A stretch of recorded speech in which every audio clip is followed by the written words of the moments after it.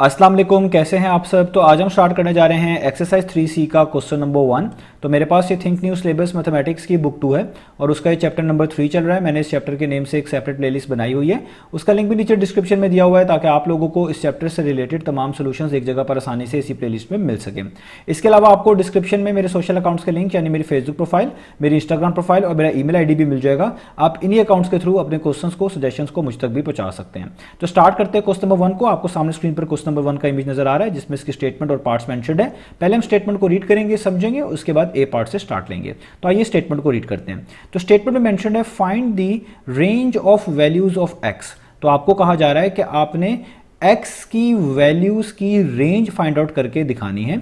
आगे मेंशन्ड है विच satisfy each of the following pair of inequalities. और वो जो रेंज आप निकालेंगे एक्स की वैल्यूज को, वो लाजमी सेटिस्फाई करती हो किनको, नीचे लिखी हुई पेयर ऑफ इनइक्वालिटीज को। आप देखें हर पार्ट में एक पेयर आपको गिवन है इनइक्वालिटीज का, तो आपने इन पेयर्स में से एक्स की वैल्यूज की वो रेंज फाइंड आउट करके दिखानी है जो कि इन पेयर ऑफ इनइक्वालिटी को क्या करती हो, सेटिस्फाई करती हो। अब यहाँ पे कुछ चीज़ें आपको समझनी है, वो मैं आपके लिए आसान कर देता हूँ। तो बेसिकली आपने हर पार्ट में जो इनइक्वालिटी गिवन है इसको सॉल्व करना है। सॉल्व करने से आपको एक्स की कुछ वैल्यूज पता चलेंगी। आपने उन वैल्यूज में से वो रेंज यहां पर लिख देनी है जो कि आपकी गिवन दोनों इनइक्वालिटीज को सेटिस्फाई करती हो। उसी को हम बोलेंगे range of values of x. ठीक है, तो आइए स्टार्ट लेते हैं। सबसे पहले हम ए वाले पार्ट से। तो देखिए ए पार्ट में हमारे पास एक पेयर गिवन है इनइक्वालिटी का, यानी दो इनइक्वालिटीज गिवन है। एक है x माइनस 4 लेस देन और इक्वल टू 3, और जो दूसरी हमारे पास इनइक्वालिटी गिवन है वो है 3x इज ग्रेटर देन और इक्वल टू -6। अब देखें हमें इन दोनों इनइक्वालिटीज में जो वेरिएबल दिया गया है वो x है और x ही अननोन है, यानी इसी x की आपने वैल्यूज फाइंड आउट करनी है। इसी से आपको रेंज पता चलने वाली है। अब हमें पता है कि किसी भी इनइक्वालिटी को सॉल्व करना हो तो जो उसमें अननोन होता है हम उसको आइसोलेट करते हैं, उसको सेपरेट करते हैं।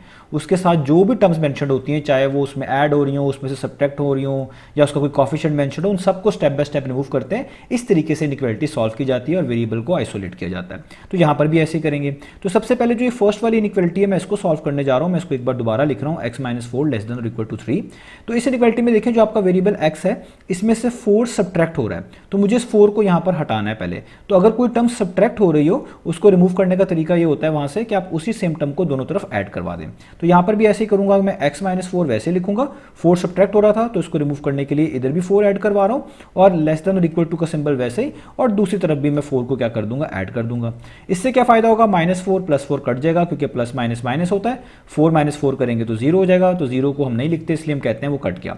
और यहाँ पे x बचेगा, तो देखें x आइसोलेट हो चुका है, इसके साथ कोई कोफिशिएंट मेंशन नहीं है 1 के अलावा, इसके साथ कोई टर्म में और मेंशन नहीं है, इसका मतलब ये आइसोलेट हो गया। आगे लेस देन और इक्वल टू, और 3 + 4 आप जानते हैं कितना होता है 7। तो आपने पहली इनइक्वालिटी को सॉल्व कर लिया और इससे आपको कुछ x की वैल्यूज पता चल गई हैं। वो क्या है, x इज लेस देन और इक्वल टू 7। इसका मतलब है इस वाली इनइक्वालिटी के जो सॉल्यूशंस हैं, जो वैल्यूज इसको सेटिस्फाई करती हैं वो कौन सी हैं, वो वैल्यूज हैं जो या तो 7 है या 7 से लेस है। 7 और 7 से लेस वैल्यूज हमारी इस इनइक्वालिटी का सॉल्यूशन है, इसको सेटिस्फाई करती हैं। ये हमें कुछ वैल्यूज x की मिल गई। अभी रेंज नहीं मिली, क्योंकि रेंज मिलेगी तब जब हम वो वैल्यूज ढूंढेंगे जो इस पहली वाली इनइक्वालिटी को भी सेटिस्फाई करती हो और दूसरी वाली को भी करती हो, उसी को रेंज बोलेंगे। वही हमसे यहाँ पर पूछा जा रहा है। अब दूसरी इनइक्वालिटी को सॉल्व करते हैं, इसको भी यहाँ पे लिख देता हूँ, 3x इज ग्रेटर देन और इक्वल टू -6। अब इस इनइक्वालिटी में भी x अननोन है, इसकी वैल्यू को फाइंड आउट करने के लिए इसको आइसोलेट करना पड़ेगा। इसके साथ एक कोफिशिएंट मेंशन्ड है 3, तो जो कि इसके साथ मल्टीप्लाई हो रहा है। तो कोई चीज़ मल्टीप्लाई हो रही है उसको हटाने के लिए, उसको रिमूव करने के लिए उसी सेम चीज़ से दोनों तरफ डिवाइड करवाया जाता है। तो 3x में से 3 को हटाने के लिए, 3 मल्टीप्लाई हो रहा है तो दोनों तरफ 3 से हम क्या कर देंगे, डिवाइड। इधर भी डिवाइड कर देंगे और इस -6 को भी 3 पर डिवाइड कर देंगे। इधर 3 से कैंसिल आउट हो जाएगा, x बचेगा ग्रेटर देन और इक्वल टू 3 1 टाइम्स 3 और 3 2 टाइम्स 6, और यहाँ पे बचेगा -2। तो यहाँ पे आ गया x इज ग्रेटर देन और इक्वल टू -2। इसका मतलब इस वाली इनइक्वालिटी का, या ये वाली कह लें एक ही बात है, इसके जो सॉल्यूशंस हैं वो कौन सी x की वैल्यूज हैं, वो वैल्यूज जो -2 या -2 से बड़ी हैं। x इज ग्रेटर देन और इक्वल टू का मतलब है -2 हो सकती हैं, और इससे बड़ी बड़ी जो वैल्यूज हैं वो ऊपर वाली इनइक्वालिटी का सॉल्यूशन हो सकती हैं। अब हमें दोनों इनइक्वालिटी में जो x की वैल्यू सॉल्यूशन है, जो इनइक्वालिटीज को सेटिस्फाई कर रही हैं, ये वाली इसको कर रही है, ये वाली वैल्यूज इसको कर रही है, ये पता चल गई हैं। अब हमने इनको कंबाइन करना है ताकि हमें एक रेंज पता चले कि यहां से लेकर यहां तक वैल्यूज इस वाली इनइक्वालिटी को भी सेटिस्फाई करती है और इसको भी करती है। तो हमने वो वैल्यूज x की निकाल कर दिखानी है जो इन दोनों को सेटिस्फाई करती हो। तो उसके लिए दो तरीके हैं, एक तो नंबर लाइन वाला मेथड है कि आप यहाँ पे नंबर लाइन बना लें, उससे आपको आसानी हो जाएगी, वो आपको बनानी भी आनी चाहिए क्योंकि आगे आगे हमने इस एक्सरसाइज में बनानी भी है। दूसरा, आप इनको देखकर कनेक्ट करके जोड़ के भी बता सकते हैं। तो मैं दोनों चीजें यहाँ पर करूंगा, आप भी साथ करिएगा ताकि आपके लिए आसानी हो। तो सबसे पहले हम यहाँ पे क्या करेंगे, हम यहाँ पर नंबर लाइन जो है वो ड्रॉ करेंगे।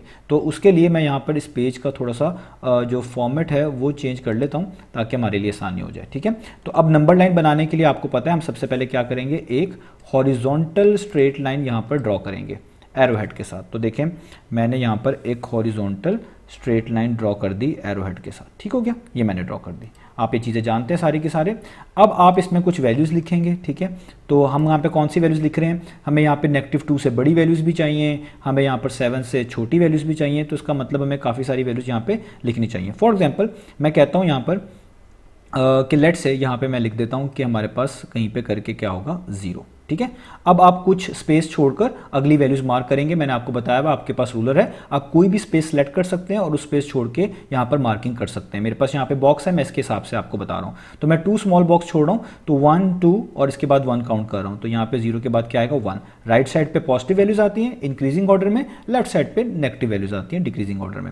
आगे 1 2 यहाँ पे क्या आएगा 2। ठीक है, फिर 1 2 यहाँ पर क्या लिखूंगा 3, फिर 2 स्मॉल बॉक्स छोड़ूंगा, यहाँ पे क्या लिखूंगा 4, फिर 2 स्मॉल बॉक्स छोड़ूंगा, यहाँ पे 5, फिर यहाँ पर 6, फिर यहाँ पर 7, फिर यहाँ पर आपके पास क्या आ जाएंगी, यहाँ पर आ जाएगा आपके पास 8, फिर यहाँ पर 2 स्मॉल बॉक्स छोड़ूंगा 9 और फिर यहाँ पे छोड़ूंगा 2 स्मॉल बॉक्स और 10।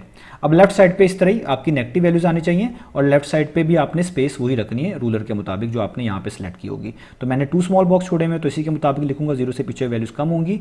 1 2 यहाँ पे स्मॉल बॉक्स 2 खत्म हुए तो ये आएगा -1, फिर 2 स्मॉल बॉक्स के बाद -2, फिर यहाँ पर -3, फिर यहाँ पर -4, फिर यहाँ पर -5 और -6 और -7। इतनी वैल्यूज काफ़ी रहेंगी। अब आपने अपनी वैल्यूज को स्टेप बाय स्टेप ढूंढना है। पहले इस इनइक्वालिटी की वैल्यूज को देखें तो यहाँ पे लिखा हुआ है x इज लेस देन और इक्वल टू 7। 7 और 7 से छोटी वैल्यूज, तो 7 यहाँ पे लिखा हुआ है। आपने 7 के एग्जैक्टली थोड़ा सा ऊपर करके इधर एक सर्कल बना देना है। ठीक है, और मैंने आपको बताया हुआ है जब भी लेस देन और इक्वल टू का सिंबल हो या ग्रेटर देन और इक्वल टू का सिंबल हो, हम इस जो सर्कल बनाते हैं इसको शेड भी करते हैं, कलर भी करते हैं। इसका मतलब है हम इस वाली वैल्यू को 7 वाली वैल्यू को भी शामिल कर रहे हैं। अब वो कौन सी वैल्यूज हैं जो कि 7 से छोटी हैं, तो 7 से छोटी वैल्यूज लेफ्ट साइड पर हैं, तो आपने एक एरो हेड लेफ्ट साइड पे लगा देना जो कि इसी से कनेक्टेड होगा।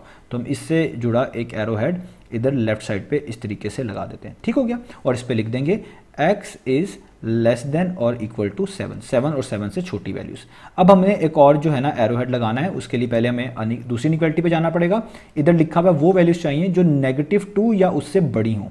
तो -2 से बड़ी वैल्यू कहाँ पर होंगी, पहले -2 ढूंढ रहे। तो देखें यहाँ पे -2 है, तो मैं -2 के बिल्कुल थोड़ा सा ऊपर करके इस तरह सर्कल बना दूंगा। इधर भी लेस देन और इक्वल टू या ग्रेटर देन और इक्वल टू में से कोई भी इनइक्वालिटी आए तो इसको शेड करना है। इसका मतलब आप -2 को शामिल कर रहे हैं और सारी वैल्यूज जो इससे ग्रेटर हैं, यहाँ पे ग्रेटर वैल्यूज हैं, तो वो राइट साइड पर हैं। तो आपने यहाँ पर एरो हेड राइट साइड पे बना देना है क्योंकि इससे बड़ी वैल्यूज हमेशा राइट साइड पर होंगी। तो ये मैंने इस तरफ बना दी। ठीक हो गया, अब आपको यहाँ से रेंज पता चल जाएगी। अब जहाँ पर ये दोनों ऊपर वाली और नीचे वाली इनइक्वालिटीज ओवरलैप कर रही हैं उन्हीं को हम काउंट करेंगे। तो अगर आप नोटिस करें, मैं यहाँ पे कुछ शेड करता हूँ आपकी आसानी के लिए। तो अगर आप नोटिस करें ये जो रीजन आ रहा है हमारा सारा का सारा, ठीक है, ये सारा एक कॉमन रीजन है। ठीक है, जहाँ पे दोनों नंबर लाइंस ऊपर नीचे का जो उनका एरिया होगा, वो जो कॉमन रीजन ओवरलैप हो रहा है एक तरह का, या आप कह लें ट्रैप हो रहा है दो लाइंस के दरमियान, वही आपका सोल्यूशन होता है, वही आपकी रेंज को डिफाइन करता है। तो अगर आप देखें जितना एरिया मैंने शेड किया है, जस्ट इतना एरिया को आप देखें ये ऊपर और नीचे वाली लाइन के दरमियान आ रहा है। तो वो एरिया जो ऊपर और नीचे वाली लाइन के दरमियान आ रहा होगा उसी से आपकी रेंज पता चल जाया करेगी। तो अगर आप नोटिस करें, मैं यहाँ पे ये डॉटेड लाइन भी बना देता हूँ, आप भी बना लीजिएगा। यहाँ पे कौन सी वैल्यू है, यहाँ पे वैल्यू है -2। और यहाँ पे कौन सी वैल्यू है, अब देखें जहाँ पे ये येलो मैंने कलर ख़त्म किया हुआ है और जहाँ पे ये हमारी लाइन भी एक तरह की सर्कल भी ख़त्म हो रहा है, वो क्या है 7।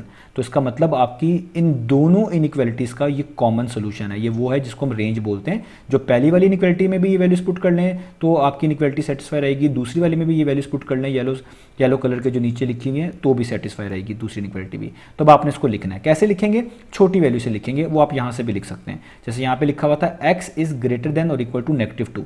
7 बड़ी वैल्यू है, -2 छोटी है, तो छोटी से स्टार्ट कर रहे हैं। तो आप पहले लिखेंगे -2। आगे आप इनइक्वालिटी को इसी तरह यूज़ करें। यहाँ पर देखें हेड की तरफ -2 लिखा हुआ था, तो यहाँ पर भी इसी इनइक्वालिटी को यूज़ करें और हेड इसकी तरफ ही रखें।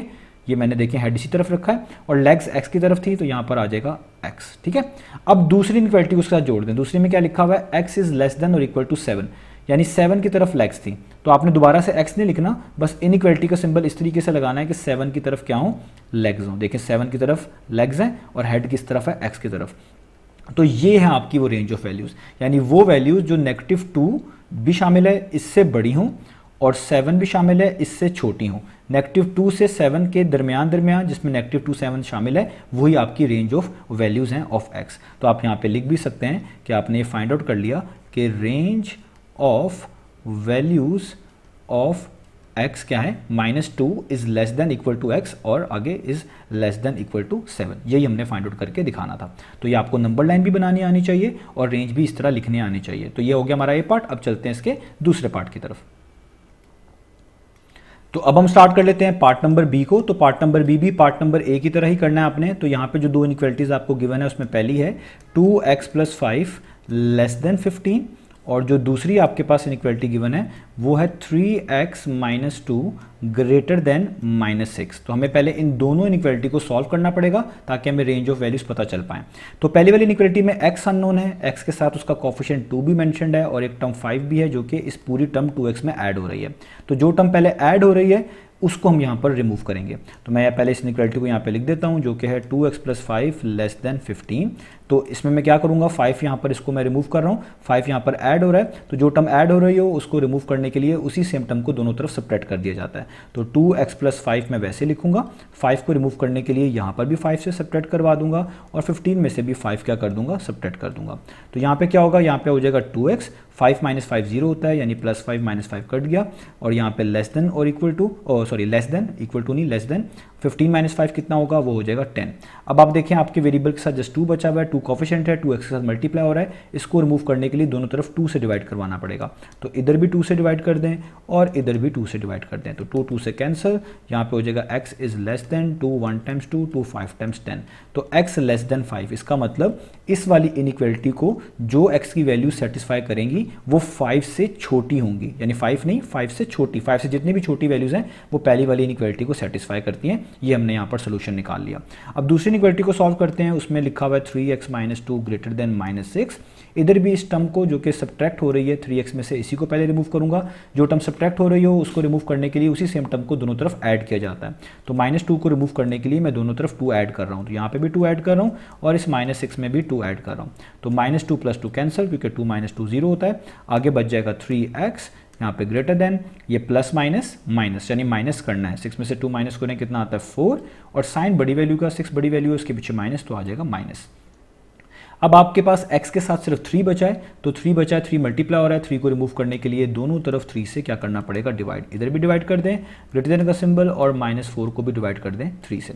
इधर 3 से कैंसिल आउट हो जाएगा, यहाँ पे आ जाएगा x इज ग्रेटर देन -4/3, और इसको आप मिक्स फॉर्म में भी लिख सकते हैं। तो मिक्स फॉर्म में लिखने के लिए आप यहाँ पे 3 को वैसे ही लिखेंगे, 3 का टेबल पढ़ें, 3 कितने टाइम्स 4 के पास आती है वैल्यू, 3 1 टाइम्स आता है 3, जो कि सबसे क्लोजेस्ट होती है 4 के, तो 3 1 टाइम्स आप लिख देंगे यहाँ पर, यानी 1 लिख देंगे। 3 1 टाइम्स 3 होता है, 3 में क्या प्लस करें कि 4 बन जाए, 1 प्लस करने से 4 बनता है, वो यहाँ पे लिख देंगे, और साइन वैसे का वैसे ही। तो ये मिक्स फॉर्म में भी आप लिख सकते हैं, इस फॉर्म में भी लिख सकते हैं। बेहतर है आप दोनों फॉर्म में लिख लें, इतना टाइम नहीं लगेगा, ताकि आपके लिए आसानी हो जाए। अब रेंज ऑफ वैल्यूज निकालने के लिए हम यहाँ पर नंबर लाइन को दोबारा बनाएंगे, ठीक है, जिस तरह मैंने आपको समझाया है, क्योंकि नंबर लाइन आपको बनानी आनी चाहिए, अभी आपको आगे भी बनानी पड़ेगी इस एक्सरसाइज के अंदर, ठीक है। तो हम यहाँ पर जो है एक इस तरीके से जो है वो कर लेंगे, ठीक है, एक हॉरिजॉन्टल लाइन बना लेंगे, ठीक है। अब मुझे 5 से छोटी वैल्यूज़ भी चाहिए, ठीक है, और मुझे -1 से -1 पॉइंट समथिंग से आप कह लो ये बनेगा, इससे कुछ वैल्यूज़ बड़ी भी चाहिए। तो मुझे इसी तरीके से मार्किंग करनी है कि मेरी ये सारी वैल्यूज़ आसानी से पूरी आ जाएँ, ठीक है। अब फॉर एग्जांपल मैं यहाँ पे कर लेता हूँ, थोड़ा सा आई थिंक उसको एक्सटेंड करना पड़ेगा, चलें हम यहाँ पर इसको करते हैं। फॉर एग्जांपल मैं यहाँ पे लिखता हूँ कि यहाँ पे कहीं करके मेरे पास क्या है 0 है। आप कहीं से भी स्टार्ट ले सकते हैं, ठीक है। यहाँ पे कहीं करके मेरे पास 0 है। अब 0 के राइट साइड पे पॉजिटिव वैल्यूज होंगी और लेफ्ट साइड पे क्या होंगी, नेगेटिव वैल्यूज होंगी। ये आपको पहले से ही पता है। अब मुझे स्पेस सेलेक्ट करनी है, ठीक है, कि मैं कितनी स्पेस रखूँ। अब ये जो होल नंबर्स होते हैं इनको तो यहाँ पर आप कह लें मैनेज करना आसान होता है, तो जो फ्रैक्शंस होती हैं इनको मैनेज करना थोड़ा सा मुश्किल हो सकता है। तो इसलिए आपने इनके मुताबिक भी चीज़ों को यहाँ पर देख लेना है कि आप आसानी से इनको मैनेज कर पाएँ। तो फ्रैक्शन का जो डिनोमिनेटर होता है वो बड़ा अहम होता है। जैसे यहाँ पे आप देखिए 3 लिखा हुआ है, आप कोशिश करें ऐसे बीच में गैप रखें जिनको 3 हिस्सों में तकसीम करना, 3 हिस्सों में डिवाइड करना आपके लिए क्या हो जाए, आसान हो जाए। बाकी आपके ऊपर वो डिपेंड करती है, ठीक है। तो मैं यहाँ पर क्या कर रहा हूँ, मैं यहाँ पर जो है एक तरह के 6 बॉक्सेस छोड़ के चीज़ों को लिखूंगा। तो 1 2 3 4 5 6 बॉक्स यहाँ पे कंप्लीट हुए। 0 के पीछे क्या आ जाएगा, -1। फिर 1 2 3 4 5 6 यहाँ पे 6 बॉक्स कंप्लीट हुए, तो यहाँ पे क्या आ जाएगा, -2। अब मैंने 6 बॉक्स छोड़े, आप कोई भी स्पेस सेलेक्ट कर सकते हैं, 1 सेंटीमीटर, 0.5 सेंटीमीटर, बस ऐसी स्पेस सेलेक्ट करिएगा जो आपके लिए मैनेज करना भी आसान हो और उसके अगर आपने कुछ पार्ट्स बनाने हो, खासतौर पे 3 पार्ट्स बनाने हो, क्योंकि यहाँ पे फ्रैक्शन का जो डिनोमिनेटर है वो 3 नज़र आ रहा है, वो भी उसमें भी आपके लिए आसानी हो जाए। तो मैंने 6 बॉक्स छोड़े ताकि आपको आसानी से यहाँ पर चीज़ों को मैं समझा सकूँ। अदरवाइज कोई भी स्पेस आप यूज़ कर सकते हैं। अब आगे भी ऐसे यूज़ करनी है, 1 2 3 4 5 6 यहाँ पे आएगा 1, फिर 1 2 3 4 5 6 यहाँ पर आएगा 2, फिर 1 2 3 4 5 6 यहाँ पे आएगा 3, फिर 1 2 3 4 5 6, ये थोड़ा सा मुझे एक्सटेंड करना पड़ेगा, इसको मैं एक्सटेंड कर लेता हूँ यहाँ पर ताकि हमारे लिए आसानी हो जाए, ठीक है। मैं इसको थोड़ा सा एक्सटेंड कर रहा हूँ 2 मिनट, तो मैं इसको, चलें इतना काफ़ी है, आई थिंक सो। मैंने थोड़ी सी लाइन को एक्सटेंड कर लिया ताकि मैं चीज़ों को यहाँ पर अच्छे से बैलेंस कर पाऊँ, ठीक है। तो यहाँ पर हो गया था 1 2 3 4 5 6, आगे 1 2 3 4 5 6, तो यहाँ पे आ जाएगा 4, ठीक है। और इससे आगे हमारे पास आ जाएगा 1 2 3 4 5 6, यहाँ पे आ जाएगा मेरे पास 5, ठीक है। तो आगे भी लिख सकता हूँ 1 2 3 4 5 6, तो यहाँ पे आ जाएगा 6। तो ये मैंने इस तरह बैलेंस कर लिया, ठीक हो गया। अब इसको थोड़ा सा मैं जूम आउट कर लेता हूँ ताकि आपको चीज़ें अच्छे से समझ आ पाएँ, ठीक है। तो ये देखें, ये मेरी नंबर लाइन बन गई। अगेन आप कोई भी स्पेस अपने रूलर से सिलेक्ट कर सकते हैं। अब सबसे पहले मैं इस वाली इनइक्वालिटी को यहाँ पे रिप्रेजेंट करूँगा। यहाँ पे लिखा हुआ है x इज़ लेस देन 5, 5 से छोटी वैल्यूज़। आप ढूंढे 5 कहाँ पर है, यहाँ पर 5 है, इसके ऊपर इस तरह सर्कल बना ले एग्जैक्टली। इसको शेड नहीं करना, क्योंकि लेस देन और ग्रेटर देन का सिंबल अगर आए तो आपको इस सर्कल को शेड नहीं करना होता। इसका मतलब आप इस वैल्यू को काउंट नहीं कर रहे। तो कौन सी वैल्यूज़ काउंट करेंगे, x इज़ लेस देन 5, जो 5 से क्या है, लेस हैं। तो आपको पता है 5 से लेस वैल्यूज़ तो आपके इसमें जो है लेफ्ट साइड पर है, ठीक है। तो अब हम यहाँ पर इसको कनेक्ट कर देंगे इधर लेफ्ट साइड पर, ठीक है। मैं इसको और बेहतर बना देता हूँ, यहाँ से एक एरो हेड हम लगाएंगे और लेफ्ट साइड की तरफ ले जाएंगे, ठीक है। तो ये देखें, ये मैंने एरो हेड लगाया और लेफ्ट साइड की तरफ ले गया। क्यों मैंने ऐसा क्यों किया, क्योंकि 5 से लेस वैल्यूज़ चाहिए थी, तो 5 से लेस वैल्यूज़ लेफ्ट साइड पर है, 4 3 2 1, ठीक है। और यहाँ पे कहीं जहाँ पे मुझे जगह मिल रही है मैं वो भी लिख दूंगा। लेट से यहाँ पे लिख देता हूँ x इज़ लेस देन 5, ठीक है। अब दूसरी वाली इनइक्वालिटी को मैंने यहाँ पर जो है ना वो करना है, रिप्रेजेंट करना है। अब देखिए दूसरी वाली इनइक्वालिटी को आप किस तरह रिप्रेजेंट करेंगे, तो आप इसकी मिक्स फॉर्म को देख लें, उससे आपको ज़्यादा आसानी हो जाएगी। तो मिक्स फॉर्म में जो ये -1 लिखा हुआ है ये होल पार्ट है। इसका मतलब है आप इस पूरी वैल्यू को अगर डेसिमल फॉर्म में लेकर आएंगे तो ये -1 पॉइंट समथिंग बनेगी। मैं आपको कैलकुलेटर से करके भी दिखा देता हूँ। जैसे अगर आप ये लिखें -4/3, ठीक है, तो ये कितनी वैल्यू आती है, ये वैल्यू आती है -1 पॉइंट समथिंग, यानी -1.3। तो इसका मतलब है -1.3 वैल्यू कहाँ पर होगी, ये -1 और -2 के दरमियान होगी। तो ये तो क्लियर होगी कि ये वैल्यू लाई कहाँ पे करती है, ये करती है -1 और -2 के दरमियान।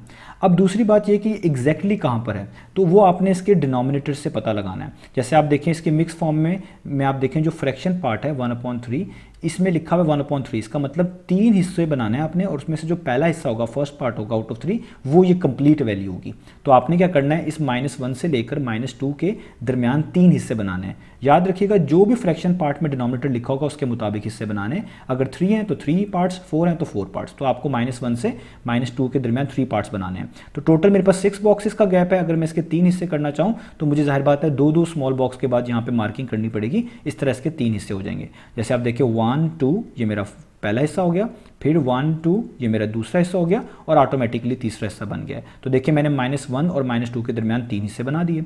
अब ये जो पहला वाला मैंने रेड लाइन यहाँ पे लगाई है, ये कहलाएगी मेरी -1 होल 1/3। ये पहला पार्ट है आउट ऑफ 3। दूसरा वाला क्या कहलाएगा, -1 होल 2/3। तीसरा वाला क्या कहलाएगा, फिर वो आगे आपके पूरा आपके पास हो जाएगा, ठीक है, -1 होल 3/3 यानी पूरा 2 बन जाएगा, -2 बन जाएगा, ठीक है। तो ये पहला वाला हिस्सा आपका प्लस कराएगा 1/3, दूसरा वाला 2/3 और इस तरह ही आगे 3/3 पूरा पार्ट हो जाएगा यानी -2 हो जाएगा। तो इसलिए आपने इस पहले वाले पार्ट को मार्क करना है, ये आपका बेसिकली वो एग्जैक्ट ये वाला नंबर है, मिक्स नंबर है, ठीक है। तो इसलिए मैं इसके ऊपर क्या बनाऊंगा, यहाँ पर एक इस तरह सर्कल, इसको भी हम शेड नहीं करेंगे क्योंकि यहाँ पे लेस देन या ग्रेटर देन में से कोई भी सिंबल हो हम इसको शेड नहीं करते। अब कौन सी वैल्यूज चाहिए, वो वैल्यूज जो इस वैल्यू से बड़ी हैं, x इज ग्रेटर देन है, तो बड़ी वैल्यूज तो राइट साइड पर हैं, तो आप यहाँ से एक एरो हेड लगाएंगे दूसरी तरफ जो कि राइट साइड पे जा रहा होगा, इस तरीके से जैसे मैंने यहाँ पर लगा दिया, ठीक है। अब इसको आप यहाँ पे कनेक्ट भी कर दीजिएगा और इधर कहीं पे लिख दें x is greater than -1 whole 1/3, ठीक है। अब इन ऊपर और नीचे जो दो लाइंस जा रही हैं, इनके जो दरमियान रीजन है ये वाला, जो कि ये स्पेस ट्रैप हो रही है, यही आपका सोल्यूशन होता है, कॉमन सोल्यूशन भी आप इसे कह सकते हैं, और इसी से आप रेंज ऑफ वैल्यूज़ को डिफाइन भी करते हैं। तो मैं यहाँ पर इसको शेड कर दूँ ताकि आपको याद रहे कि हमने यहाँ तक रखना है इसको, ठीक है। तो ये हमने इसको शेड कर दिया, ओके। तो अब आपने बस ये इनको देखना है, ये रीजन कहाँ से स्टार्ट हो रहा है, कहाँ पे ख़त्म हो रहा है, वही आपका सोल्यूशन होगा, ठीक है। तो हम यहाँ पे लिखेंगे range of values of x, और वो आपको ऊपर सोल्यूशन से ही पता चल जाया करेंगे। जैसे फॉर एग्जांपल सबसे छोटी वैल्यू से स्टार्ट करना है, इन दोनों में सबसे छोटी वैल्यू ये वाली है, -1 होल 1/3, आप इससे लिखना स्टार्ट करें, आप लिखें -1 होल 1/3। अब आगे इनइक्वालिटी देखें क्या है, तो इनइक्वालिटी थी x is greater than, x इस वैल्यू से बड़ी है, ठीक है। तो अब आप देखें इस इनइक्वालिटी में जो हेड है वो इस तरफ लगा हुआ है, इस वैल्यू की तरफ हेड है, तो आप भी इधर हेड ही इस वैल्यू की तरफ लगाएं, आगे x लिखें। अब बड़ी वाली वैल्यू वो इस वाली इनइक्वालिटी में थी 5 बड़ी है, जाहिर बात है ये वैल्यू छोटी है, तो इधर आप देखें x लेस देन 5 था, लेग्स जो है इनइक्वालिटी की वो 5 की तरफ है, हेड x की तरफ है, तो यहाँ पर भी आप हेड x की तरफ ही लगाएं और जो लेग्स हैं उस तरफ क्या लिख दें 5। तो ये आपने पूरी रेंज ऑफ वैल्यूज़ लिख ली, यानी इस -1 होल 1/3 से लेकर यहाँ पर 5 तक के दरमियान वाली वैल्यू सारी आपकी रेंज ऑफ वैल्यूज़ कहलाएंगी, जो कि इन दोनों इनइक्वालिटी को सेटिस्फाई करती होंगी, ठीक है। आप इसको मिक्स फॉर्म में अगर नहीं लिखना चाहते, इसको -4/3 ही लिखना चाहते हैं, ये भी सोल्यूशन आपका ठीक है। तो इस तरीके से हमने रेंज ऑफ वैल्यूज़ को फाइंड आउट करना होता है। तो उम्मीद है आपको दोनों वैल्यूज दोनों को जो पार्ट्स हैं समझ आ गए होंगे। इंशाल्लाह नेक्स्ट वीडियोज़ में मिलेंगे बाकी सोल्यूशंस के साथ।